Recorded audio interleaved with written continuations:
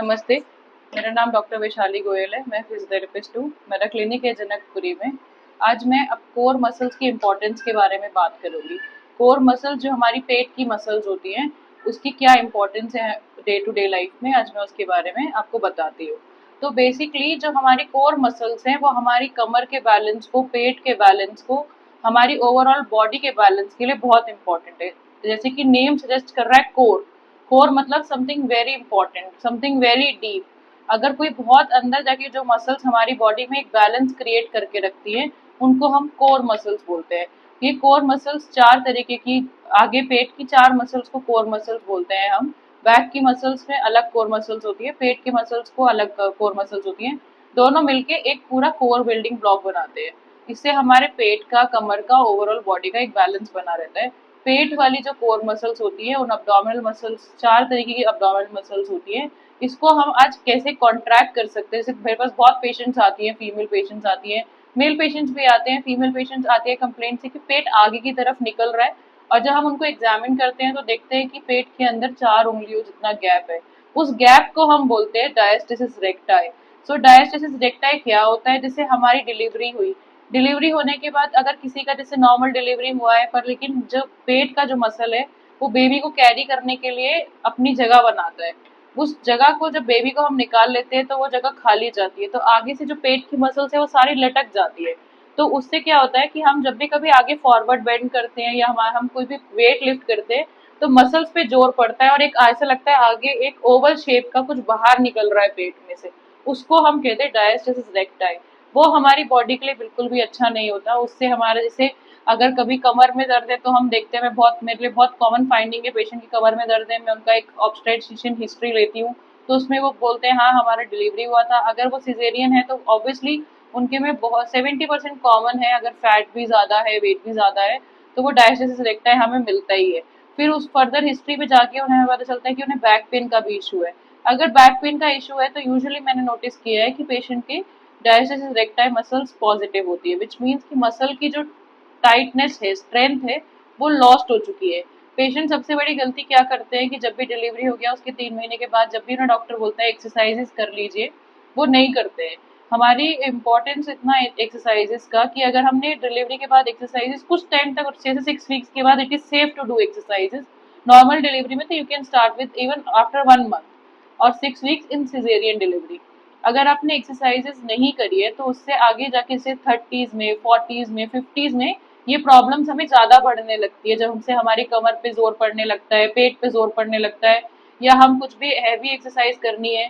Usually females में खांसने में, छींकने पे यूरिन लीकेज का भी इशू आने लगता है। दैट्स ऑल्सो बिकॉज हमारी कोर मसल्स इतनी स्ट्रांग नहीं होती कि हम अपना यूरिन होल्ड कर सके। अब्डोमिनल प्रेशर बढ़ता है जब हम खांसते हैं, छींकते हैं। तो जब अब्डोमिनल प्रेशर ऐसे करके बढ़ जाएगा तो खांसने छींकने पे यूरिन ब्लैडर पे फर्क पड़ता है, उससे हमारी लीकेज ऑफ यूरिन हो जाती है। वो भी कोर मसल्स वीक होने की वजह से, पेल्विक फ्लोर मसल्स वीक होने की वजह से हमें मिलती है। इसके लिए एक सिंपल सी मैं आज 5 एक्सरसाइजेस बताऊंगी।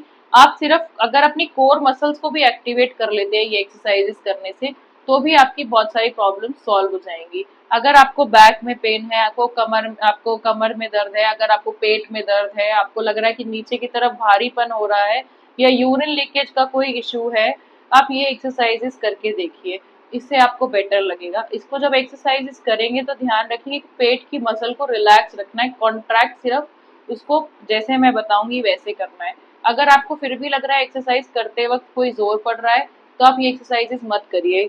अगर आपको लग रहा है कि आप ये खुद एक्सरसाइजेस नहीं कर पा रहे, मेरे वीडियो के थ्रू करके देखिए, नहीं समझ में आ रहा है तो मेरे क्लिनिक में आके आप मुझे दिखा सकते हैं। Thank you. नमस्ते, मेरा नाम डॉक्टर वैशाली गोयल है, मैं फिजियोथेरेपिस्ट हूँ। मेरा क्लिनिक है जनकपुरी में। आज मैं कुछ पेट की मसल्स की एक्सरसाइजेस कैसे करनी है उस बारे में बात करूँगी। पेट की मसल्स की एक्सरसाइजेस, जैसे हम बोलते हैं कि आगे की तरफ पेट लटक रहा है, या कमर में बहुत दर्द हो रहा है, क्योंकि पेट का जो एरिया है वो काफ़ी बड़ा है। यूजुअली फीमेल्स में हमने देखा है कि डिलीवरी के बाद पेट का ये वाला एरिया बहुत लटक जाता है। इसके लिए क्या एक्सरसाइजेस करनी है वो मैं आज आपको बताती हूँ। पहले हम एक टेस्ट करके देखेंगे, उसे डायस्टेसिस रेक्टाई बोलते हैं। यूजुअली क्लिनिशियंस करते हैं, पर ईजी है, आप भी घर में करके देख सकते हैं। हम पेट के अंदर 3 फिंगर ऐसे डाल के देखेंगे। अगर हमारी फिंगर अंदर चली जाती है तो टेस्ट पॉजिटिव है, अगर फिंगर अंदर नहीं जा रही तो टेस्ट नेगेटिव है। ठीक है, चलिए आज मैं कुछ एक्सरसाइज बता दूँ पेट की मसल्स को कैसे कॉन्ट्रैक्ट करना है। दोनों हाथ कमर के नीचे रख लीजिए। अभी कमर को नीचे दबाइएगा अपने हाथ के ऊपर, एक पैर को उठाइएगा सिर्फ 10 डिग्री तक। पैर को ऐसे उठाना है, कमर को नीचे दबाना है, 10 तक रोक के रखना है, 10 बारी गिनना है, नीचे ले आइए। दूसरे वाले को भी उठाइए, पेट को नीचे दबाइए, कमर को नीचे दबाइए। इसमें सांस नहीं रोकना है, सांस लेते रहना है। ठीक है, दोनों घुटने मोड़ लीजिए, एड़ी अपनी तरफ नीचे की तरफ धक्का देना है इसको, कमर को नीचे दबाना है, पेट को अंदर कॉन्ट्रैक्ट करके रखना है, 10 तक गिनना है, 10 बारी रोक के रखना है। आपको यहाँ पे टाइटनेस महसूस हो रही है, कॉन्ट्रैक्ट कर पा रही हैं आप, सांस को नहीं रोकना है, सांस लेते रहिए। छोड़ दीजिए, पैर सीधे कर लीजिए। ठीक है, दोनों पंजे बाहर की तरफ। ठीक है, दोनों पैरों को एक साथ उठाइए। अगर आपको सीवियर डिस्क बल्ज है तो आप ये मत करिएगा। ठीक है, डाउन, ऐसा 10 बारी करना है। उठाइए, डाउन, ऐसे 10 बारी करके 10 तक रोक के रखना है। ठीक है, दोनों घुटने अगेन मोड़ लीजिए, दोनों हाथ बाहर निकाल लीजिए। अभी कमर को ऊपर उठाना है और इसको 10 तक होल्ड करके 10 टाइम्स रोक के रखना है। इसको हम पेल्विक ब्रिजेस भी बोलते हैं। इसमें पेट और हिप की मसल दोनों को कॉन्ट्रैक्ट करना है। डाउन, एक एडवांस एक्सरसाइजेज है, अगर आप पहले ये सब एक्सरसाइज विदाउट एनी इशू कर पाए तब इसको आप कर सकते हैं। दोनों घुटने मोड़िए ऊपर की तरफ, जैसे आपने इमेजिनरी टेबल पे पैर रखे हुए हैं, दोनों हैंड्स अप और यहीं रोक के रखिए। पेट की मसल को कॉन्ट्रैक्ट कीजिए, कमर की मसल को कॉन्ट्रैक्ट कीजिए, रोक के रखिए।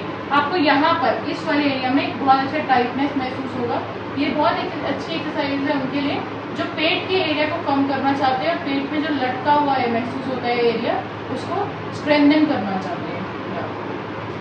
Thank you.